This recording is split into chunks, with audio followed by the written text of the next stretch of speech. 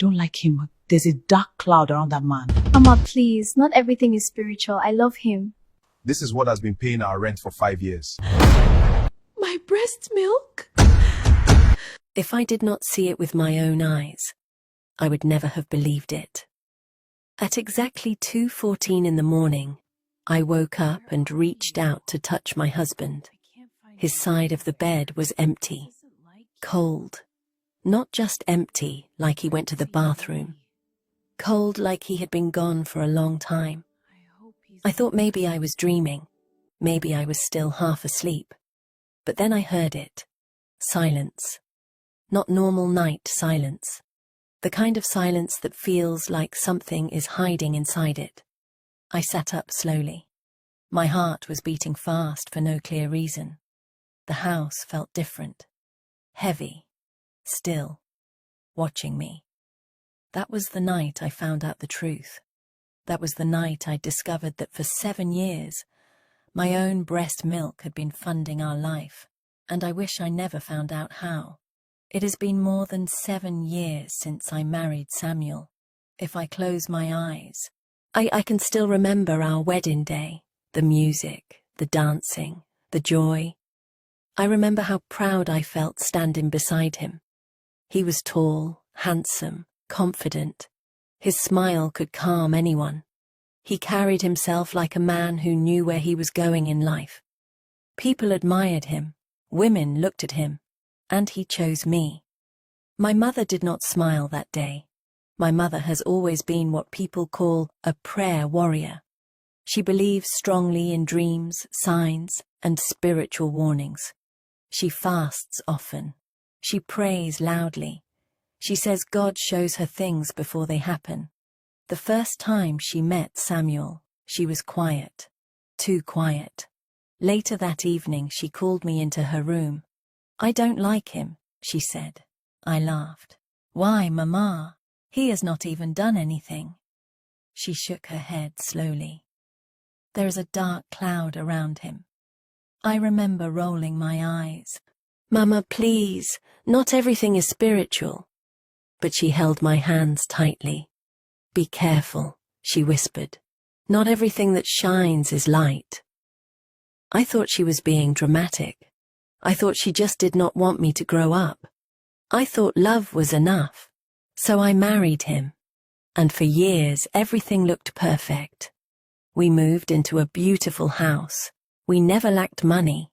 Bills were paid on time. Rent was never late. Food was always plenty. Samuel took good care of me. When our first daughter was born 4 years ago, he was overjoyed. He treated me like a queen. He bought everything we needed.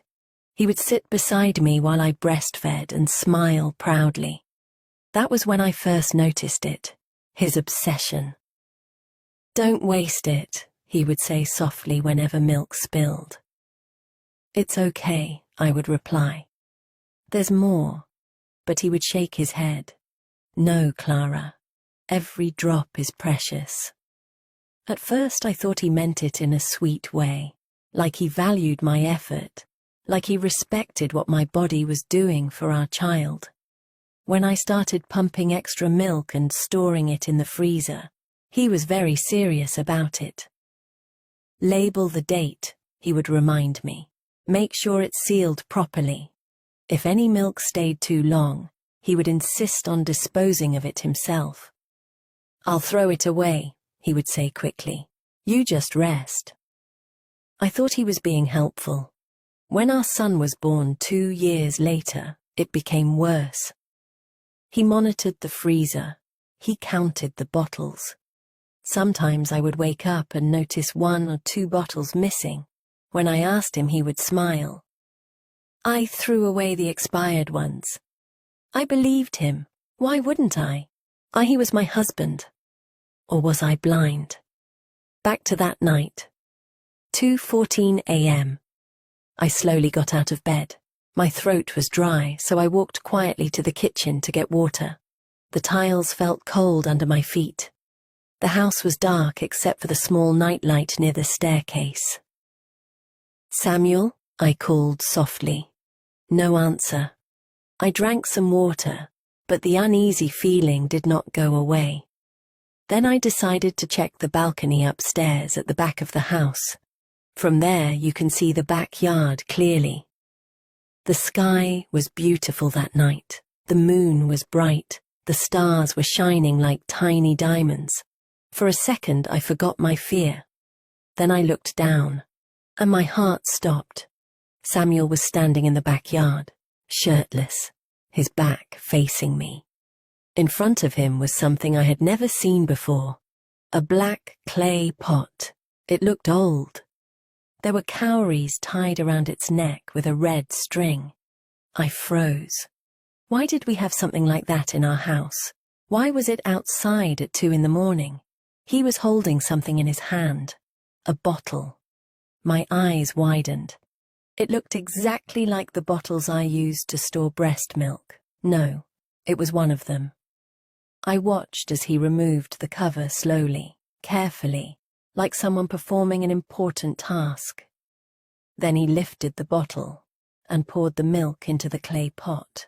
My milk, my breast milk. My hands started shaking.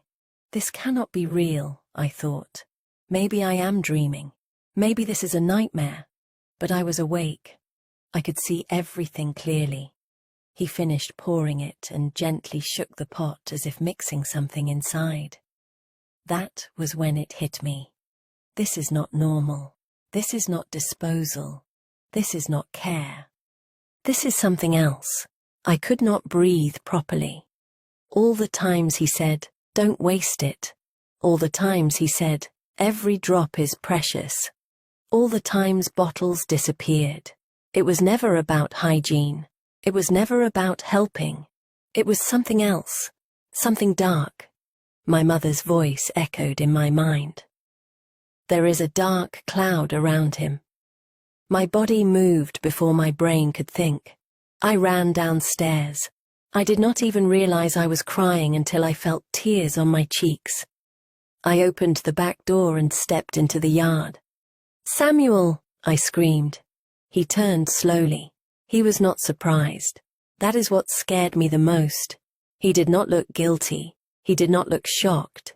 He looked calm. Too calm. "What is this?" I shouted. "What are you doing with my milk?" For a few seconds, he just stared at me. Then he said something that broke my world into pieces. Please watch the full video on YouTube with the link in my comment section or the link on my bio. Thank you.